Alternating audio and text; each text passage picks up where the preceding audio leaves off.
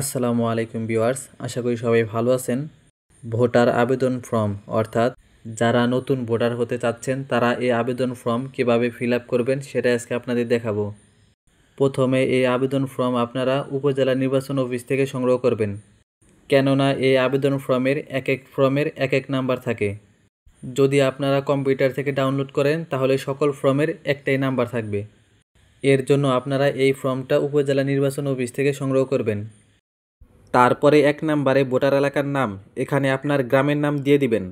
২ নাম্বারে ভোটার এলাকার নম্বর, এই নম্বরটা আপনার এলাকার মেম্বার অথবা চেয়ারম্যানের কাছে পেয়ে যাবেন।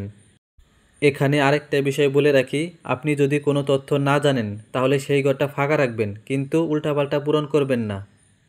তারপরে ৩ নাম্বারে নাম বাংলায়, এখানে আপনার নাম লিখে দিবেন। তারপরে ৪ নাম্বারে নাম ইংরেজিতে, এখানে আপনার নামের প্রত্যেকটা অক্ষর বড় হাতের অক্ষরে দিবেন, কোনো লেটার ছোট হাতের অক্ষরে দিবেন না। ৫ নাম্বারে এখানে আপনার পিতার নাম বাংলায় লিখে দিবেন।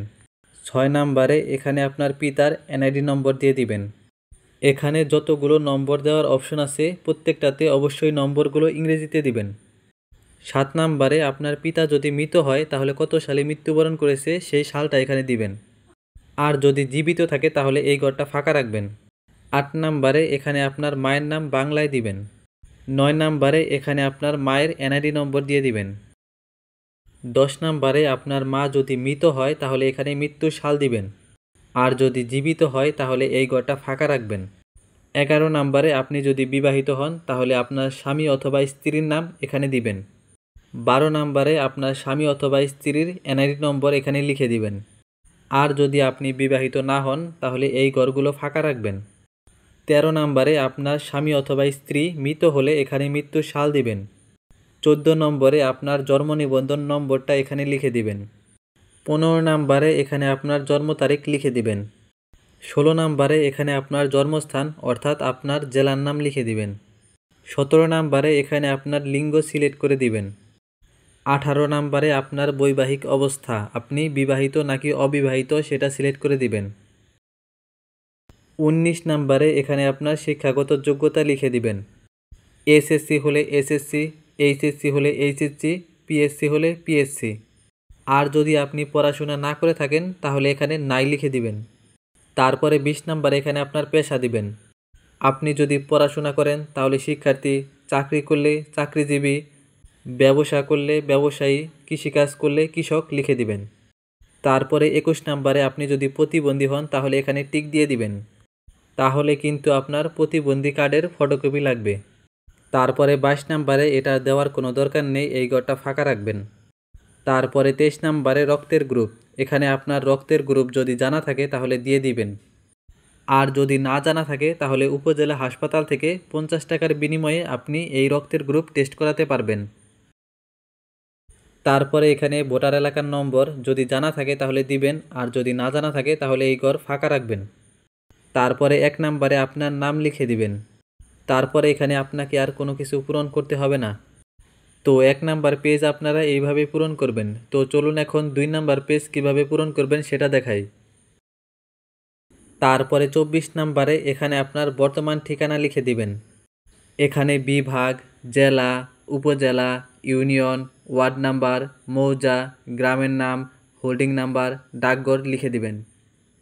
তারপরে পোস্ট কোড, এটা আপনার এলাকার যে কারো ভোটার আইডি কার্ডের পিছন সাইডে পেয়ে যাবেন। তারপরে এখানে আপনি কোন এলাকায় বসবাস করেন, পল্লী, পৌরসভা নাকি সিটি কর্পোরেশন সেটা সিলেক্ট করে দিবেন। তারপরে ২৫ নাম্বারে স্থায়ী ঠিকানা, এটাও ২৪ নাম্বারের মতো একইভাবে পূরণ করবেন। তারপরে ২৬ নাম্বারে ৩ নাম্বার যদি থাকে তাহলে দিবেন, আর যদি না থাকে তাহলে দেওয়ার দরকার নেই। তারপরে ২৭ নাম্বারে যদি ড্রাইভিং লাইসেন্স থাকে তাহলে দিবেন, আর যদি না থাকে তাহলে দেওয়ার দরকার নেই। তারপরে ২৮ নাম্বারে যদি আপনার পাসপোর্ট থাকে তাহলে পাসপোর্ট নম্বর দিবেন, আর যদি না থাকে তাহলে দেওয়ার দরকার নেই। তারপরে ২৯ নাম্বারে টেলিফোন নম্বর, এখানে আপনার বাসায় যদি টেলিফোন থাকে তাহলে টেলিফোন নম্বর দিবেন, আর যদি না থাকে তাহলে দেওয়ার দরকার নেই। তারপরে ৩০ নাম্বারে মোবাইল নাম্বার, এখানে অবশ্যই আপনি যে মোবাইল নাম্বারটা ব্যবহার করেন সেই মোবাইল নাম্বারটা এখানে দিবেন। তারপরে ৩১ নাম্বারে এখানে আপনার ধর্ম সিলেক্ট করে দিবেন। তারপরে ৩২ নাম্বার, এটা পূরণ করার কোনো দরকার নেই। তারপরে আবেদনকারীর স্বাক্ষর অথবা টিপসই, এখানে আপনার স্বাক্ষর অথবা টিপসই দিবেন। তারপরে 34 নম্বরে এখানে আপনাকে শনাক্তকারীর এনআইডি নম্বর লিখে দিবেন।